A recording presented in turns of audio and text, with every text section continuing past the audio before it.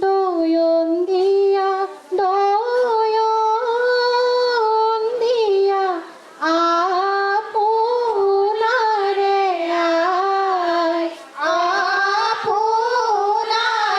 ay hare kori doyon dia বিয়া নামৰ বিশ্ব দৰবাৰ প্ৰতিষ্ঠা কৰা উদ্দেশ্যে দুলীয়াজানৰ প্ৰায় 16,000 মহিলাই তেওঁলোকে গিনিজ অফ ৰেকৰ্ডত তেওঁলোকে নিজৰ নাম সন্নিৱিষ্ট কৰিবলৈ তেওঁলোকে প্ৰয়াস চলাব সঠিত সামগ্ৰিক দৃশ্য দেখাবলৈ অনুৰোধ কৰিছোঁ। এইসকল মহিলা আচলতে দুলীয়াজান বিধানসভা সমষ্টিকে ধৰি নাহৰকটীয়া বিধানসভা সমষ্টি এই পৰা আৰম্ভ কৰি বিভিন্ন আচলতে জিলাখনৰ বিভিন্ন ঠাইৰ পৰা প্ৰায় 16,000 আচলতে ইয়াত মহিলা উপস্থিত হ'ব আৰু এই মহিলাসকলে তেওঁলোকে যে বিয়ানামত তেওঁলোকে বিশ্ব দৰবাৰত প্ৰতিষ্ঠা কৰা অৰ্থে তেওঁলোকে গিনিজ ৱৰ্ল্ড ৰেকৰ্ডত তেওঁলোকে নিজৰ নাম সন্নিৱিষ্ট কৰাৰ উদ্দেশ্যে তেওঁলোকে আখৰা আৰম্ভ কৰিছে। ইতিমধ্যে মোৰ লগত আছে উদ্যোক্তাসকল আছে, মোৰ তেওঁলোকৰ ওচৰলৈ গৈছো। বাইদেউ প্ৰস্তুতি বহুতেই ধুনীয়া, ভাবাই নাছিলো আচলতে। আগত এবাৰ আমাৰ হৈ গৈছে অসম বুক অফ ৰেকৰ্ডত আমি সন্নিৱিষ্ট কৰিলো। এইবাৰ আমি আহি বিশ্ব অভিলেখ কৰিবলৈ আহিছো। আগত আমাৰ 14,000 মহিলা আছিলে, এইবাৰ আমাৰ বহুত ভাল লাগিছে। এতিয়া 16,000 মহিলা। এতিয়া মহিলাসকলে কৈছে যে 16,000কে বেছি হ'ব, 20,000 মান হ'বগৈ কৈছে।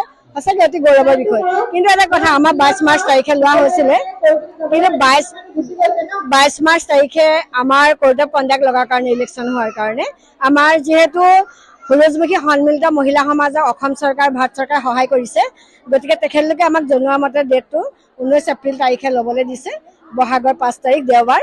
গতিকে আমি সেই দিনটোলৈকে আমি অপেক্ষা কৰিছো। এইবাৰ 19 তাৰিখে হ'ব। আমি ইতিমধ্যে আমি 1 তাৰিখৰ পৰা ওলাইছো, কৰ্মশালা দি আছো। কাৰণ আমাৰ বস্তুটো যিহেতু বিশ্ব অভিলেখ হ'ব, শাৰীকৈ বহিব লাগিব আৰু সকলোৱে মুখস্থ কৰিব লাগিব, উৰুলি সমানে পৰিব লাগিব। গোটেই বস্তুটো ভাল হ'লেহে আমাৰ আচলতে বিশ্ব অভিলেখৰ স্থান পাব বুলি তেওঁলোকে কৈছে।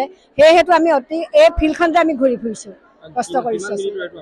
আমাৰ 45 মিনিট হয়। এতিয়া এনেদৰে আচলতে যিসকল মহিলাসকল তেওঁলোকে ওলাই আহিছে, ওলাই আহি তেওঁলোকে যোৱা 1 মাৰ্চৰ পৰা তেওঁলোকে যি আখৰা ইতিমধ্যে তেওঁলোকে আৰম্ভ কৰিছে। মই পুনৰ কৈছোঁ, এইসকল মহিলাই দুলীয়াজানৰ এইসকল মহিলাই অহা 19 এপ্ৰিল তাৰিখে তেওঁৰ যি গিনিজ ৱৰ্ল্ড ৰেকৰ্ডত তেওঁলোকে নিজৰ নাম সন্নিৱিষ্ট তেওঁলোকে প্ৰয়াস চলাব আৰু তাৰ বাবে এতিয়া দিনে নিশাই এইসকল মহিলা এতিয়া ব্যস্ত পৰিছে আখৰাত। আপুনি বিচৰা বাতৰি পাব কেৱল নিউজ 18 এপত। নিউজ 18 এপ ডাউনলোড কৰিবলৈ স্কেন কৰক এই QR কোড। গুগল প্লে ষ্টৰতো পাব এই নিউজ 18 এপ।